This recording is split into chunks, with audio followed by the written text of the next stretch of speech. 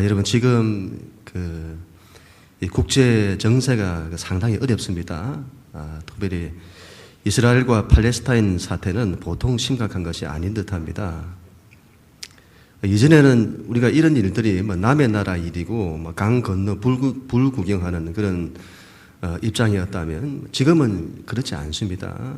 지금은 세계화 시대입니다. 전 세계가 하나의 시스템과 그 지배 원리로 재편이 되어가고 있는 시대입니다. 그들의 문제는 이제 남의 일이 아닙니다. 우리 이웃에서 일어나는 그런 문제와 비슷합니다. 앞으로는 더 그럴 겁니다. 신문 기사를 보니까 이스라엘의 가자지구 공격으로 팔레스타인 희생자가 눈덩이처럼 불어나고 있다고 합니다. 어제로 18일째를 맞는 이스라엘군의 공격으로 가자 지구에서 약 800명의 민간인이 사망했다고 합니다. 제가 어제 늦게 보니까 940명이라고 하더군요. 이스라엘 지상군이 투입된 17일 후에는 하루에 100명 가까운 민간인이 목숨을 잃고 있다고 합니다. 이틀 전에는 이스라엘 탱크가 유엔이 운영하는 학교를 포격해 어린 학생을 포함해 최소 15명이 숨지고 150명이 부상을 했다고 합니다. 무엇보다 참혹한 것은 어린이들의 피해라고 합니다. 지금까지 숨진 팔레스타인 희생자 24%가 12세 미만 어린이들로 집계되었다고 합니다. 가자 지구는 성경에 나타난 이스라엘 땅 안에 지중해 이난에 있는 이 블레셋 땅을 말하죠. 제주도 면적의 5분의 1에 불과한 좁은 땅입니다. 인구 150만 명이 살고 있는 그곳에서 이스라엘군과 팔레스타인 무장단체 하마스 간의 충돌이 일어나고 있는 겁니다. 신문 기사는 양쪽 진영의 강경파가 문제라고 합니다. 물론 그럴 겁니다. 어딜 가도 강경파가 문제입니다. 그러나 거기에는 더 깊은 역사적이고 종교적인 갈등의 뿌리가 있을 겁니다. 우리는 이스라엘과 이 팔레스타인의 충돌을 보면서 그 옛날 아브라함의 가정에 있었던 이삭과 이스마엘 사이의 형제 갈등이 떠오릅니다. 유대교의 조상인 이삭과 이슬람교의 조상인 이스마엘이 그때 갈등하고 싸우더니 그 싸움이 지금은 또 그 땅에서 일어나고 있는 거죠. 수천 년의 세월을 이어오면서 그 갈등이 해결되지를 않고 있습니다. 여러분 어떻게 하면 그 오랜 역사적이고 종교적인 갈등의 이 깊은 뿌리와 이 상처와 이 미움의 문제를 해결할 수 있을까요? 어떻게 하면 서로를 용납하고 화해하고 용서할 수 있을까요? 세상에 여러분 어떤 것이 그것을 가능케 할 수 있을까요? 여러분 이 문제를 풀 수 있는 길은 세상에는 없습니다. 이것은 여러분 어느 쪽이 옳으냐, 어느 쪽이 틀리냐의 이 문제, 이 정의의 문제로 풀 수 없습니다. 현대의 여러분 철학이 이 문제를 풀 수 없습니다. 고급한 지식이 이 문제를 풀 수 없습니다. 현대 기술 문명이 이 문제를 풀 수 없습니다. 그 어떤 첨단 과학도 이 문제를 해결하지 못합니다. 이것은 현대의 민주주의 그리고 자본주의 이데올로기가 이 문제를 풀 수 없습니다. 이 문제는 돈으로도 풀 수 없고 정치적인 힘과 능력으로도 풀 수 없습니다. 자유니 인권이니 평등이니 하는 이 세상의 보편 가치를 통해서도 이 문제는 풀 수 없습니다. 이스라엘과 이 팔레스타인 사태는 시대의 문제를 단적으로 보여주는 것입니다. 그 문제는 세상에 있는 그 어떤 것으로도 풀 수 없다. 수천 년의 세월 동안에 풀리지 않죠. 우리는 이스라엘과 팔레스타인 사태를 보면서 이 문제를 풀 수 있는 유일한 길이 예수 그리스도의 십자가 복음에 있음을 알게 됩니다.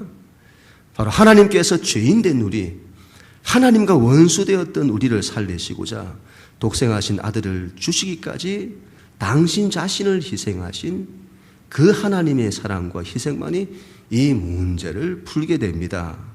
바로 십자가에 나타난 하나님의 사랑입니다. 모든 죽었던 것을 살리고 모든 상처와 아픔을 회복하고 원수까지도 사랑하게 하는 힘이 거기에 있습니다.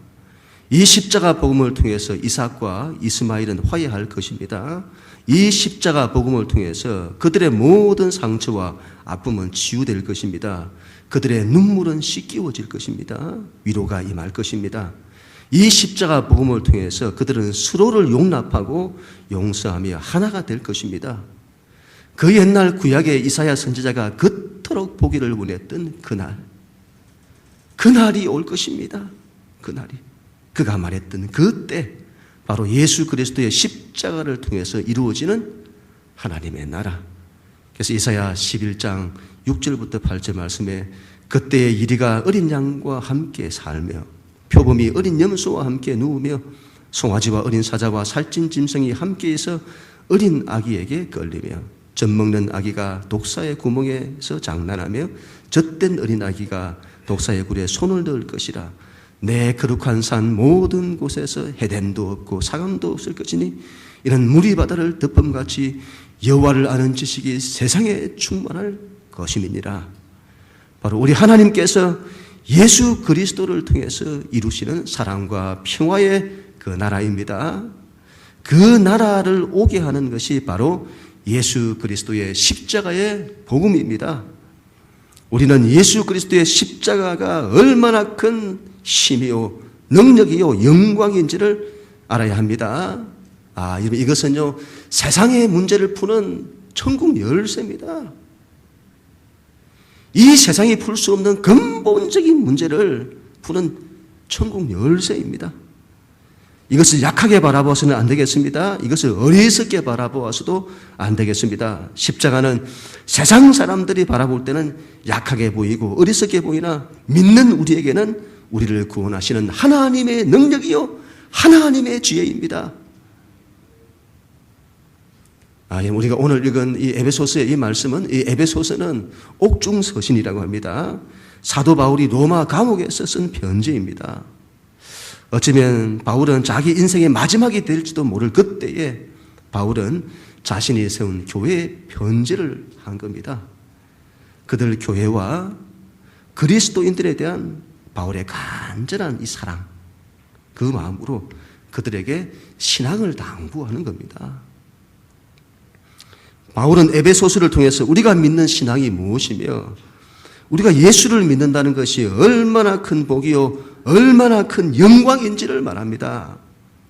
우리는 에베소서에서 바울의 원숙한 신앙을 보게 됩니다. 이 사도가 오랜 신앙의 길을 걸어왔고 그의 신앙이 그 세월 동안에 다듬어지고 하나님께로 가까이 더 가까이 하나님을 그토록 사랑하고 그 하나님과 친밀한 관계를 이루며 하나님과 동행하고 그리하여 이제는 이 옥중에 있는 바울은 하나님과 하나 된 듯한 그 자리까지 우리는 그 바울의 신앙을 보게 됩니다. 이 에베소서의 특별한 점은 바울이 우리가 믿는 신앙이 무엇인지 믿는 성도의 믿어 그리스도인 된 이 성도의 복과 영광이 얼마나 큰지를 하나님의 관점에서 말하고 있다는 겁니다. 이 점이 아주 특별합니다. 사람의 관점이 아니고 하나님의 관점에서 말합니다. 그래서 이 에베소서에서는 바울 신앙의 그 깊음, 하나님에 대한 지혜와 그 지식의 부요함, 그게 느껴지는 거죠. 그 판단은 청량치 못할 것이며 그 길은 찾지 못할 정도입니다. 여러분 신앙은 그런 것 같습니다. 신앙이란 세월이 가면 갈수록 신앙의 연륜이 쌓이면 쌓일수록 하나님께로 가까이, 하나님께로 더 가까이 다듬어져 더 가까이. 그래서 하나님과 친밀한 관계를 이루고 하나님의 마음이 곧 우리의 마음이 되고 하나님의 뜻이 곧 우리의 뜻이 되고 하나님의 지혜가 곧 우리의 지혜가 되는, 그래서 우리가 신의 성품에 참여하는 그 자리까지 가는 것. 신앙이 처음에는 자기로부터 막 출발을 하죠. 하나님을 믿어도 자기 뜻, 자기 생각, 자기 판단, 자기가 바라는 것에 더 관심이 많습니다.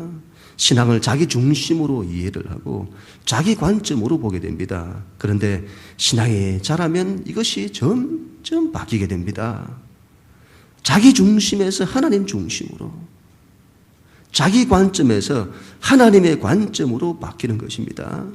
그래서 내가 하나님을 사랑하는 것 중요하죠. 그러나 그것보다 하나님께서 나를 사랑하는 것이 더 중요하고, 내가 하나님을 사랑합니다. 중요하죠. 그런데 하나님이 나를 사랑해 주시더라.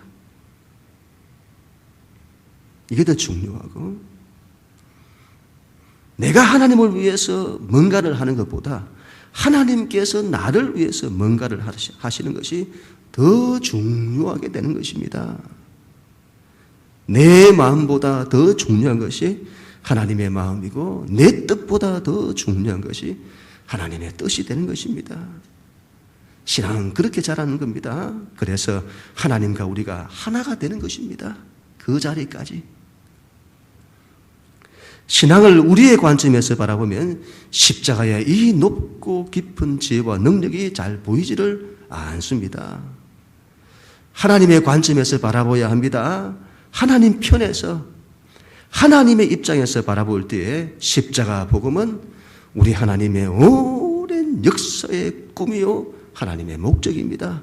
하나님의 능력이요, 하나님의 지혜입니다. 우리 하나님께서 그토록 간절히 원하셨던 하나님의 소원이요, 가장 귀하게 여기시는 것입니다. 우리 하나님께서 온 마음과 힘을 들여서 마침내 이루시고자 했던 하나님의 계획입니다. 바울은 이렇게 말합니다. 3절, 찬송하리로다. 하나님 곧 우리 주 예수 그리스도의 아버지께서 그리스도 안에서 하늘에 속한 모든 신령한 복을 우리에게 주시되. 바울은 우리가 예수를 믿는다는 것이 얼마나 큰 복이요 영광인지를 말하고 있습니다. 하나님께서 하늘에 속한 모든 신령한 복을 예수 그리스도 안에서 주신다고 합니다. 바울은 이 고백을 벅찬 감격으로 고백합니다. 그래서 찬송하리로다. 감탄사죠. 감탄사. 바울이 말을 시작하기도 전에 이미 마음이 벅차 있는 겁니다. 마음이 벅찬 가운데 감탄이 먼저 터져 나오는 것입니다. 마치 오 하나님 감사합니다. 아멘. 할렐루야. 그와 같은 이런 감탄이 먼저 터져 나오는, 찬송하리로다 우리 하나님. 말로 다 할 수 없는 감격이 그 안에서 일어나고 있는 겁니다. 하나님께서 이루신 일이 얼마나 큰지, 우리가 하나님으로부터 얼마나 큰 복을 받았는지, 그 영광이 얼마나 큰지, 하나님 우리가 말할 수 없는 복을 받고 있군요. 하나님 이것이 웬 은혜인지요. 우리가 누구에게 이런 영광을 주시는지요. 찬송하리로다. 시작도 하기 전에 말로 다 할 수 없는 그 감격이 터져 나오는 것입니다. 바울은 우리가 예수를 믿는다는 것이 얼마나 큰 복이요 영광인지를 말합니다. 하나님께서 예수 그리스도 안에서 하늘에 속한 모든 신령한 복을 주신다고 합니다. 여러분 이 복이 얼마나 큰지는 예수님께서도 말씀하신 적이 있습니다. 예수님께서 한 번은 세례 요한을 두고 여자가 낳은 자 중에 세례 요한이 가장 크다고 하셨습니다. 이해가 안 되죠? 우리가 볼 때는 세례 요한이 한 그 일보다 더 큰 일을 한 사람들이 많이 있는 것 같은데요. 어떤 사람이었습니까? 모세나 출애굽의 그 엄청난 역사를 이루었던 모세, 하나님 나라를 이루었던 다윗, 얼마나 큰 일을 이루었습니까? 그런데 여자가 낳은 자 중에 세례 요한이 가장 크다. 그 이유가 어디에 있죠, 여러분? 우리가 뭔가를 무슨 일을 했느냐 여기에 하나님이 관심이 있는 게 아니고 하나님이 이루시는 이 세상에 대한 구원, 마침내 예수 그리스도를 통해서 이 일을 이루실 건데 그 주님이 그 길을 가시는 겁니다. 그 메시아의 길을. 근데 세례 요한이 그 길을 예비한 겁니다. 그것이 얼마나 큰 복이냐. 여자가 낳은 자 중에 가장 크다. 그러나 하나님의 나라에서는 예수님의 십자가를 통해서 하나님의 나라를 이루시는데 이제 그 하나님 나라에 들어간 자, 그 하나님 나라에서는 그 지극히 작은 자도 저보다 더 크다. 뭐가 더 큽니까, 여러분? 우리가 뭘 한 게 있어서 우리가 세례 요한보다 더 나은 게 뭐가 있습니까? 근데 더 크다고 말합니다. 지극히 작은 자도. 뭘 말씀하시는 거죠? 우리가 어떤 일을 이루느냐 그것이 아니라 하나님이 마침내 이루실 하나님의 그 역사에 대한 우리 하나님의 꿈과 목적, 세상을 구원하시는 이 일을 아들 예수 그리스도를 통해서 이루는데 너희가 그 예수를 믿어 하나님의 이 은혜와 축복을 너희가 받았다는 걸 말씀하는 겁니다. 그것이 얼마나 크냐. 예수님께서는 이것이 얼마나 큰 복이요 영광인지를 말씀하는 겁니다. 예수 믿는다는 것이. 문제는 우리가 그 복됨을 잘 알지 못하는 거죠. 그냥 우리 예수님 혼자서 그냥 벅찬 감격으로 말씀하시는 겁니다. 뭐 예수님 혼자서 흥분을 하셔가지고 아무도 알아듣지도 못하는데 예수님 막 말씀하시는데 듣는 사람들은 뭐 반응이 그냥 썰렁한 겁니다. 예수님 도통 딴소리만 하십니다. 알아듣지도 못하는. 자식은 부모로부터 얼마나 많은 복을 받고 있는지 모릅니다. 자식이 부모의 사랑과 은혜 아래 있다는 것이 얼마나 큰 복인지를 모릅니다. 그런데 자식들이 그걸 알던가요? 모릅니다. 언제 알게 되죠? 철이 들어서. 부모의 마음이 헤아려질 때. 우리가 하나님으로부터 얼마나 많은 복을 받고 있는지요. 문제는 그것을 우리가 알지 못하는 겁니다. 언제 알게 되죠? 우리의 신앙이 철이 들어 하나님의 마음이 헤아려질 때. 우리는 언제나 우리 예수님이나 이 바울의 이 마음처럼 하나님의 그 크신 사랑과 은혜에 감탄하며 하나님을 찬양할 수 있을까요? 찬송하리로다 우리 하나님. 언제나 우리 안에서 이 고백이 터져 나올까요? 그 복을 하늘에 속한 신령한 복이라고 합니다. 세상 복과는 다르다고 합니다. 영적인 복이라고 합니다. 그래서 우리가 잘 분별을 못하는 건 아닐까요? 이 신령한 복을. 세상적인 복이었다면 잘 분별을 했을 건데 말이죠.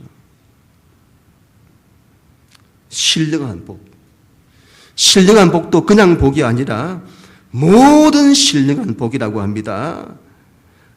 예수 그리스도를 믿는다는 것은 그분 안에서 모든 신령한 복이 주어진다는 겁니다. 대단한 축복이죠.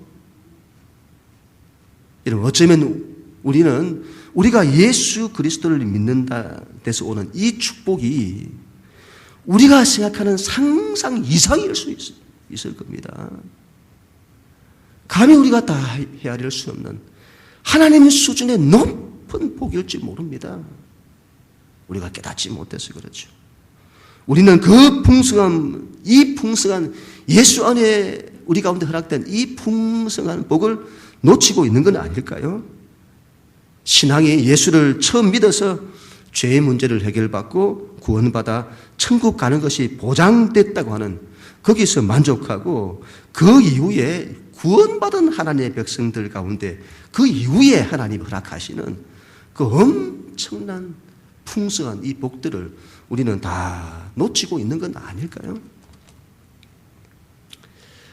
교회 학교에서 한 그 전도사님이 아이들에게 이렇게 말을 했다고 합니다. 여러분, 우리 모두 나중에 다 천국을 가야 합니다. 나중에 천국 갈 사람들은 다 손을 들어보세요. 이렇게 했더니 다 들었는데 한 아이가 손을 안 들더랍니다. 전도사님이 넌 천국에 안 갈 거야? 이렇게 물었더니 그 아이가 하는 말이 전사님, 저도 천국에 가고 싶어요. 그런데 예배 마치면 학원에 가야 해요. 이렇게 이야기를 하더라는 겁니다. 자, 요즘 참 우리 아이들은 얼마나 바쁜지요. 천국 갈 시간이 없습니다. 혹시 여러분, 우리의 모습 아닐까요? 우리의 모습.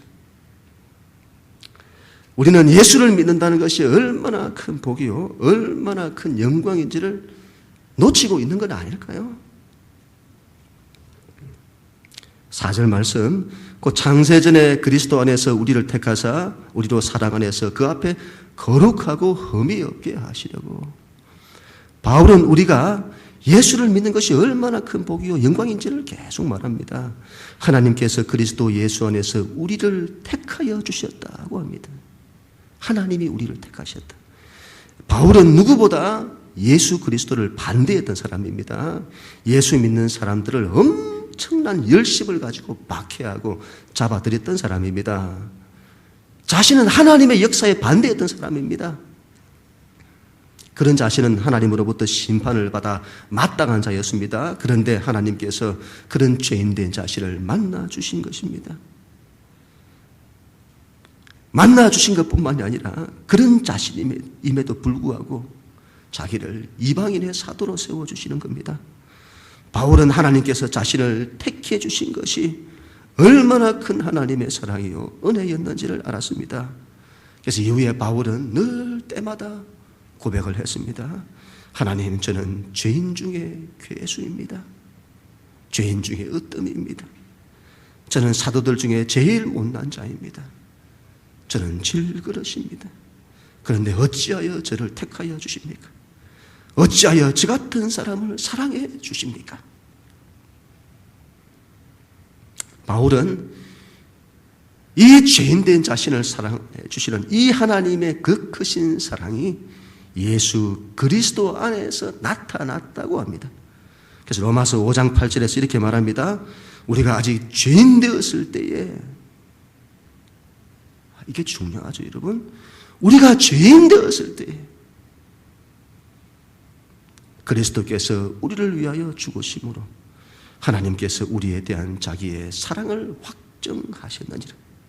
우리가 죄인 되었을 때에, 하나님과 원수 되었을 때에, 하나님을 떠나서 하나님을 찾지도 않고 하나님께 반대하고 반대할 뿐더러 하나님을 대적했던 우리인데, 그런 우리를 사랑하셔서 우리를 위하여 예수 그리스도께서 십자가에 죽으심으로 하나님께서 우리에 대한 하나님의 사랑이 어떤 것인지를 보이셨다는 것입니다. 하나님께서 어떤 분이시고 하나님의 사랑이 어떤 사랑인지를 아들의 십자가를 통해서 나타내 보이셨다는 겁니다. 그 사랑도 모자라 그 사랑 안에서 우리를 거룩하고 흠이 없게 하시려고 하신다. 죄인된 우리를 하나님이 사랑하시더라. 그 사랑도 모자라 우리로 하여금 거룩하고 흠이 없게 하신다. 요한복음 17장에서 예수님은 이렇게 기도를 하십니다. 아버지여, 아버지와 내가 하나인 것 같이 아버지가 내 안에, 내가 아버지 안에 있는 것 같이 저들도 하나가 되어 우리 안에 있게 해 주옵소서. 예수님께서 하나님 아버지와 사랑으로 하나인 것처럼 우리도 하나님 사랑으로 하나가 되게 하옵소서. 그리고 그런 우리가 하나 되어 하나님과 사랑 안에서 하나 되게 해 주십시오. 대체 우리가 누구이기에 죄인된 우리를 택하여 주시는 것도 모자라 하나님과 사랑으로 하나 되는 그 영광된 자리까지 우리를 부르시느냐 말입니다. 우리가 세상 그 어디에서 이런 사랑을 입을 수 있습니까? 당신의 독생하신 아들을 주시기까지 우리를 사랑하시는 이 하나님. 우리는 하나님으로부터 이 같은 사랑을 입고 있는 겁니다. 당신의 목숨보다 더 우리를 사랑하시는 하나님. 찬송하리로다. 하나님이 우리를 어떻게 사랑하시는지를 보라. 찬송하리로다. 어떤 분이 후배를 만나가지고 식사를 하는 그 자리에서 사진 한 장을 내밀더랍니다. 75인 친정엄마가 2년 전에 2살 위 할아버지를 만나 결혼을 한 그 사진이랍니다. 딸이 친정엄마에게 결혼을 하시지 마시고 그냥 연애만 하시라 그렇게 말을 했는데 그 친정엄마가 책임감 때문이라며 혼인신고도 하고 결혼사진도 찍었다고 합니다. 그렇게 해서 잘 두 분이 사실 줄 알았는데 그런데 그 엄마가 C형 간염에 걸린 겁니다. 그리고 이후에 그 새 아버지의 아들로부터 전화가 왔다고 합니다. 저희 아버님이 새 어머니 병 간호하시다가 감기까지 걸리셨는데 도저히 더 이상은 간호하기가 힘들 것 같으니 따님이 어머니를 모시고 나갔으면 좋겠다. 그렇게 말을 하더라 합니다. 친정엄마가 나이 들면 다 소용없다. 챙겨줄 사람은 남편밖에 없다. 그랬던 엄마라고 합니다. 그런데 2년이라는 세월은 그것을 기대하기에 너무도 짧았나 보다. 우리가 누구에게 우리의 인생을 맡길 수 있습니까? 우리 이렇게 고백해야 할 것입니다. 다 소용없다. 챙겨줄 분은 하나님밖에 없다. 우리에게 무슨 사랑할 만한 것이 있기에 죄인된 나를 사랑해 주시는지. 그리고 그 사랑은 결단코 중간에 포기되거나 놓아버리는 그런 사랑이 아닌, 사랑한 지 2년밖에 안 됐다고 데리고 나갔으면 좋겠다. 하나님의 사랑에는 그런 거 없다. 그리고 그런 못난 우리로 하여금 신의 성품까지 참여케 하시며 하나님과 하나 되는 자리까지 우리를 끌어올리시는 하나님. 얼마나 큰 복이요, 얼마나 큰 영광인지요. 찬송하리로다 우리 하나님. 마지막 5절, 그 기쁘신 뜻대로 우리를 예정하사 예수 그리스도로 말미암아 자기의 아들들이 되게 하셨으니, 우리를 사랑해 주시는 것도 모자라 하나님의 아들들이 되게 해 주신다는 겁니다. 바울이 예수를 믿는다는 것이 얼마나 큰 복이요 영광인지를 말하는 겁니다. 우리로 하여금 하나님의 아들들이 되게 하신다. 죄인된 우리를 사랑하시는 것도 모자라 하나님의 아들들이 되게 하신다.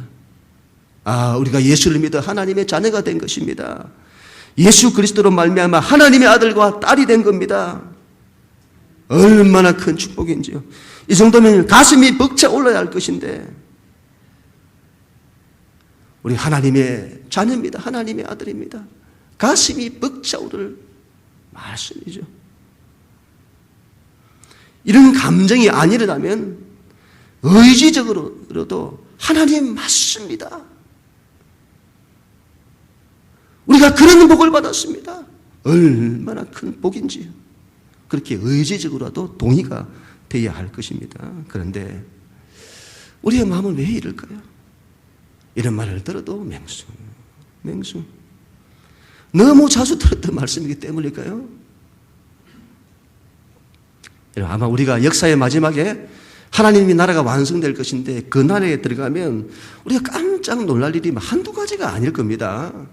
전혀 다른 상황들이 연출될지 모르겠습니다. 뒤바뀌는 일들이 막 일어날지 모르겠습니다. 있어야 할 사람이 거기 없는 겁니다. 이분은 여기 있어야 되는데 왜 하나도 없습니다. 있을 사람이 없습니다. 그런데 이 사람은 전혀 없을 것 같은 그 사람이 거기 있는 겁니다. 이 세상에서 전혀 이름도 없고 빛도 없었던 사람이 그곳에서 높은 영광으로 있는 겁니다. 반대로 이 세상에서 높은 영광이 있었던 사람인데 그곳에서는 전혀 볼품없는 영광으로. 특별히 놀랄 것은 우리가 하나님의 자녀가 되었다는 것이 얼마나 큰 복이요 영광인지가 그때 가면 확인이 나타날 것입니다. 우리가 하나님 자녀 되었다는 것이 이걸 말씀하는군요. 아마 가슴이 벅차 감격할 것입니다. 이것이 하나님을 믿는다는 것이 이 복이군요. 영광이군요. 그때 아마 우리 무릎을 탁 칠지 모르겠습니다. 그리고는 왜 내가 그때는 이것을 깨닫지 못했던고. 자기의 아들들이 되게 하셨다. 하나님의 아들들이 되게 하셨다. 엄청난 의미를 가지죠. 지난번에도 제가 말씀을 드렸습니다마는 아버지와 아들의 그림입니다. 이스라엘 역사에서 아버지와 상속자 아들은 동격으로 취급합니다. 아들에게는 이 상속자 아들에게는 아버지의 모든 것이 상속됩니다. 아버지의 가업, 아버지의 비법, 모든 것이 상속됩니다. 아버지의 것은 전부 아들의 것입니다.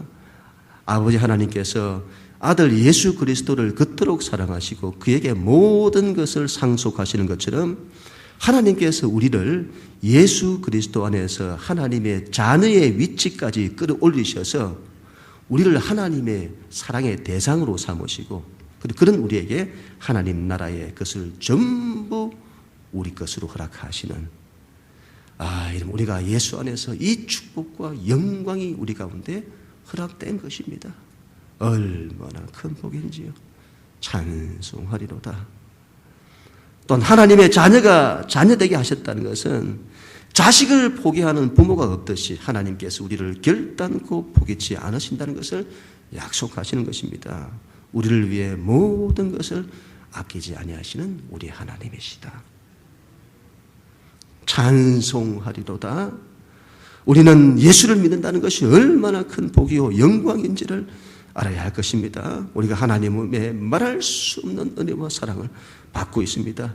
그 하나님의 엄청난 복이 예수 그리스도 안에서 예수 그리스도로 말미암아 우리에게 값없이 주어지고 있습니다. 얼마나 큰 은혜인지요, 얼마나 큰 영광인지요. 우리의 신앙은 그래서 이 예수 그리스도의 이 하나님을 기초해야 할 것입니다.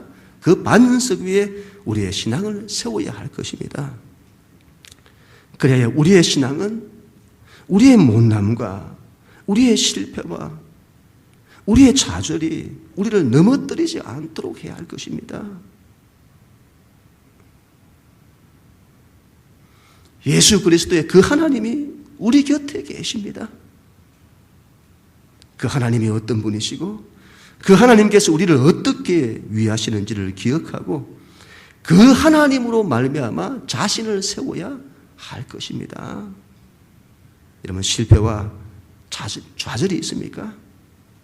하나님이 곁에 계십니다. 우리는 그 하나님께로 다시 돌아가고 다시 돌아가야 할 것입니다. 신문에 보니까 하면 된다는 시대는 끝났다. 요즘 방송이나 언론을 통해서 이슈가 되고 있는 그런 기사죠. 하면 된다는 시대는 끝났다. 지금까지 자기 개발에서 가장 중요하게 여겼던 것이 누구든지 꾸준히 노력하면 정상에 오를 수 있다. 이거였죠. 1만 시간의 법칙. 하루에 3시간씩 총 10년을 하면 1만 시간을 채우는데 그러면 뭐든지 된다. 그런데 이것이 틀렸다는 겁니다. 미국 연구팀이 노력과 선천적 재능의 관계를 연구한 결과 많은 분야에서 타고난 재능이 노력보다 훨씬 중요한 요인으로 밝혀졌다는 겁니다. 뭐가 맞는 것일까요? 한쪽은요, 하면 된다. 다른 한쪽은요, 하면 된다는 시대는 끝났다. 둘 다 과학적으로 연구한 결과라. 신뢰할 만한 결과라는 걸 말하는 겁니다. 세상에서는 과학적으로 또는 좀 더 객관적으로 연구하고 통계내고 그리고 확률적으로 결론을 내리겠죠. 둘 다. 뭐가 맞습니까, 여러분? 이것도 맞는 것 같고 이것도 맞는 것 같고 이것도 틀린 것 같고 저것도 틀린 것 같고 뭘 말하죠? 답 없다. 뭐가 맞는 겁니까? 그러한 세상의 결론들은 삶의 좋은 지혜일 수 있습니다. 그러나 여러분 우리가 잘 기억해야 될 것은 그런 것들의 삶의 처세술 이런 것들에 우리 인생을 붙들어매는 그래서는 신앙은 그래서는 안 됩니다. 인간은 간단한 존재가 아닙니다. 인간은 우리를 만드신 하나님만이 우리를 만족시킬 수 있습니다. 이것을 다르게 말하면 인간은 하나님만이 채울 수 있는 고급한 존재로 창조되었다는 것을 말합니다.